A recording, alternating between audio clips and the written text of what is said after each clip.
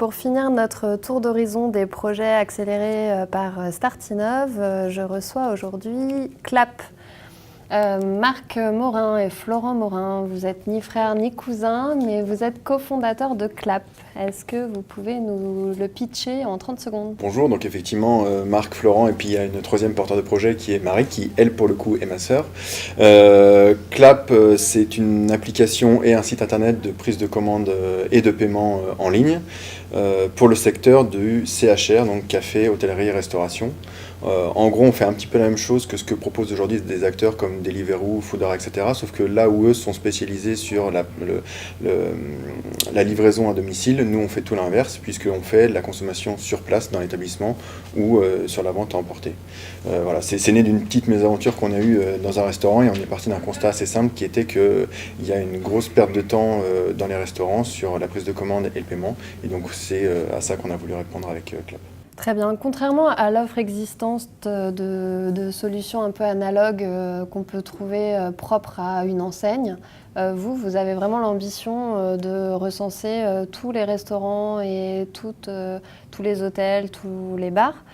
Comment vous allez vous y prendre pour justement atteindre cette exhaustivité ? C'est vrai que nous, c'est un des souhaits qu'on a, c'est que l'application soit universelle, c'est-à-dire que la plupart des restaurants ou des CHR, des établissements soient répertoriés sur l'application, puisqu'aujourd'hui il y a déjà des solutions qui existent de prise de commande, mais c'est en marque blanche, c'est-à-dire que chaque établissement développe son propre type de commande en ligne, là où nous on considère qu'il n'y a pas forcément, quand on va au restaurant, on ne sait pas forcément dans quel établissement on va aller. C'est pour ça qu'il faut proposer une gamme assez large.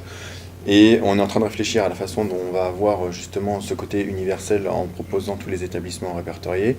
Et on est notamment en train de voir si on ne peut pas nouer un partenariat avec Solocal pour avoir donc sur des zones géographiques bien précises qui seront celles où on va lancer l'application, avoir du coup accès aux établissements de cette zone géographique. Marc, est-ce que tu as quelque chose à dire pour compléter ? Pardon, Florent. Ce que je pourrais dire, c'est que, voilà, comme l'a bien dit Marc, c'est que vraiment, pour nous, l'enjeu, c'est avant tout d'offrir une solution qui soit accessible à tous les consommateurs et à tous les restaurateurs. Et c'est vraiment le cœur de notre application. C'est vraiment notre point différenciant. Mais parce qu'on s'inquiète vraiment pour... Du coup, techniquement, c'est compliqué ? Alors, techniquement, là aussi, on a aussi des partenariats pour l'aspect technique, parce que, évidemment, toutes les solutions de paiement en ligne et tout ça, c'est vraiment des aspects assez complexes à gérer. On est obligé d'avoir des partenaires techniques très spécifiques, et également pour bien référencer les acteurs, on est obligé d'utiliser des outils assez pointus, mais finalement, si on regarde un peu tout ce qui se fait autour et qu'on assemble les bons éléments, on réussit à avoir quelque chose qui correspond. Ok, alors on voit bien l'intérêt pour le consommateur, puisque ça va vraiment optimiser en fait le temps passé dans un restaurant ou dans un établissement. En revanche, pour le professionnel, quels sont les avantages de CLAP ? Alors je dirais que les avantages pour le professionnel, ils sont peut-être même encore plus grands que pour le consommateur, parce qu'il va pouvoir lui aussi gagner du temps, et donc il va pouvoir avoir plus de tables lors du déjeuner par exemple. Au lieu de faire 70 couverts, il va en faire 100 parce qu'il aura vraiment gagné du temps grâce à la solution CLAP. Donc il y a un gain de temps, et il va pouvoir vraiment gérer au mieux sa salle de restaurant en dédiant les serveurs vraiment au service pur et dur, et éventuellement même au conseil si jamais il a une question, mais il n'y aura plus de perte de temps pour le restaurateur à justement la prise de commande, et dans une certaine mesure aussi pour le paiement. Voilà, donc gain de temps à ce niveau-là, gain de temps pour la réservation des tables, puisque aujourd'hui si j'ai envie de réserver une table, grâce à l'application CLAP je pourrais le faire. Donc lui il aura pu à prendre 30 secondes pour aller répondre au téléphone pour prendre une réservation pour 2 heures après. Voilà, donc il y a ce gain de temps là, et puis on veut aussi offrir une forme de relation client améliorée avec un CRM qui permet de fidéliser son client, puisqu'on sera capable de dire, bah voilà, au restaurateur, ce consommateur, c'est la 5e fois qu'il vient ce mois-ci dans ton restaurant, et c'est la 2e fois qu'il prend la même bouteille de vin, donc on peut lui offrir une petite réduction de 5-10%, je ne sais pas. Donc on adapte vraiment le mode de consommation au plus près du client. Donc on a une meilleure relation client. Ouais, donc en fait, pour tout ça, donc, d'un point de vue technique, si on peut en parler, on utilise tous les outils de prédiction qui sont offerts aujourd'hui par le Big Data, qui nous permettent finalement de proposer pour les restaurateurs à moindre coût les solutions qui sont utilisées par les plus grands. Vous avez donc intégré tous les deux le programme Startinov. Marie suit également le programme à distance. Quels motifs vous ont poussé à postuler à Startinov ? C'est vraiment le fait d'être très cadré, et c'est ce qu'on retrouve, c'est que là, toutes les semaines, on a des petits workshops qui nous donnent les bonnes pratiques. Et, on est bien conseillé, et c'est vraiment cette idée d'avoir un suivi et de nous aiguiller sur ce qu'il faut faire et ce qu'il ne faut pas faire. Parce que quand on est dans cette phase-là, on a plein d'idées qui arrivent, et donc on ne sait pas trop par quel bout les prendre. Et c'est vraiment ce qui est bien depuis qu'on est au sein de Startinov, c'est que en fait, on ne garde que les bonnes idées ou que ce qui doit arriver vraiment étape par étape, et puis les autres idées qu'on a pour l'instant on les met dans un coin et ça arrivera un peu plus tard. Donc c'est vraiment ce qui nous permet, enfin moi depuis qu'on y est vraiment, c'est de pouvoir structurer notre projet étape par étape, et ça c'était vraiment fondamental. Justement, à mi-parcours, à quel état d'avancement vous vous situez avec l'app ? Aujourd'hui, on est vraiment dans la connaissance de nos futurs utilisateurs et de notre cible, tout bêtement. Donc là, aujourd'hui, on est en train de complètement s'intégrer dans l'environnement de la restauration, etc.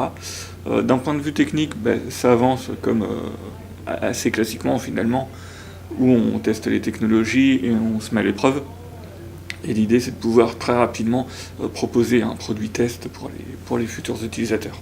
Parce qu'il y a plein de choses qu'on sent comme ça, et on se dit c'est peut-être comme ci, c'est peut-être comme ça, mais sauf qu'en fait, pour connaître vraiment le marché, on s'est dit qu'il fallait aller poser la question directement aux établissements, aux restaurateurs.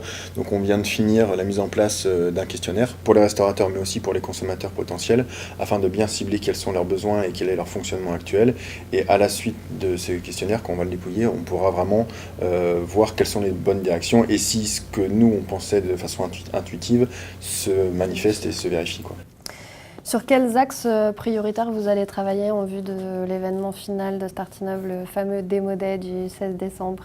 Ouais, dans les prochains jours, dans les prochaines semaines, c'est surtout sur l'évaluation des besoins qu'on va avoir, évaluer les risques aussi pour pouvoir répondre aux questions des investisseurs, parce que voilà, comme dans chaque projet, il y a forcément des petits points noirs, donc on va mettre vraiment l'accent là-dessus. Quels sont les éléments qui pourrait faire que notre projet ne fonctionne pas, pour pouvoir vraiment répondre au mieux aux investisseurs le moment venu, et pour avoir une présentation le plus claire aussi à ce moment-là. Très bien, merci à tous les deux. Maintenant, je vais passer la parole à Mathilde pour vous poser davantage de questions. Donc du coup, la difficulté avec votre application, c'est d'entrer finalement dans les restaurants, dans ces établissements, c'est que l'application soit utilisée par les restaurateurs, non ? Parce que ça leur fait encore un outil en plus à utiliser. Ça peut effectivement être un souci. Nous, justement, notre objectif, c'est que ça s'intègre le mieux possible à leur façon de faire. C'est pour ça, justement, qu'on est en train de développer ces interviews. C'est pour voir quelle est la façon de travailler aujourd'hui des restaurateurs, pour que ça s'intègre complètement au logiciel de caisse qu'ils ont déjà. Donc voilà, il ne faut pas que ça représente une surcharge pour le restaurateur. Donc la difficulté, c'est pas vraiment de rentrer chez le restaurateur, mais c'est plutôt que le restaurateur s'approprie l'outil et l'optimise complètement. Nous, on est persuadés que ça peut représenter une vraie plus-value pour le restaurateur.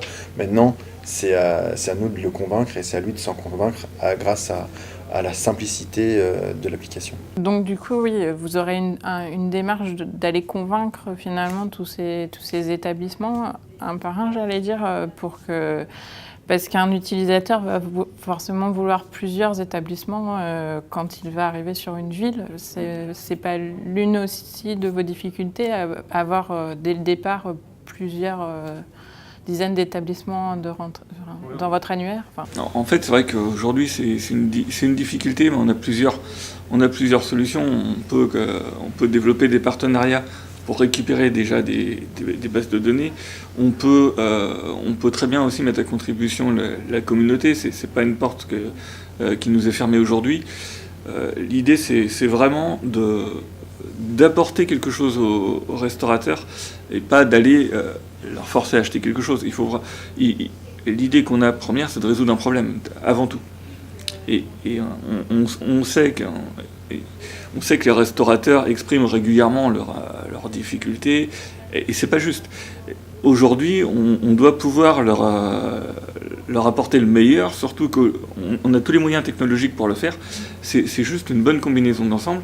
Et dès lors qu'on saura leur démontrer qu'on peut leur apporter quelque chose de plus, eh ben, ce sera gagné pour eux. Et si c'est gagné pour eux, c'est gagné pour nous. Et pour rebondir sur ce que disait Florent, effectivement, on est bien conscient que si à la première utilisation de l'application, le consommateur il a un établissement qui est référencé à côté, ça ne marchera jamais. Donc c'est pour ça qu'on a décidé de commencer à s'implanter sur des zones géographiques bien précises, que sont les capitales du Grand Ouest, puisque c'est là où on a la chance de développer, donc avec Nantes, Bordeaux, et puis on va faire quelque chose en particulier à Poitiers.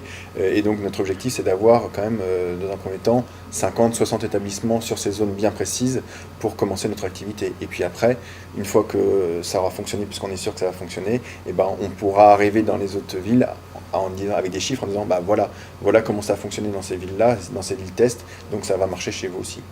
ce service sera payant pour les restaurateurs ou c'est du coup le consommateur qui payera Au final, c'est forcément enfin c'est forcément non, mais c'est le restaurateur qui va le payer, mais on va prendre une commission sur chaque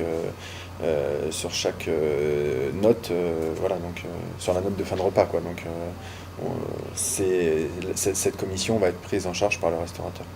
C'est de la même façon que lorsqu'on paye avec sa carte bleue, il y a une petite commission carte bleue, bah là nous on prend une commission via l'application. Merci à vous deux, merci Mathilde.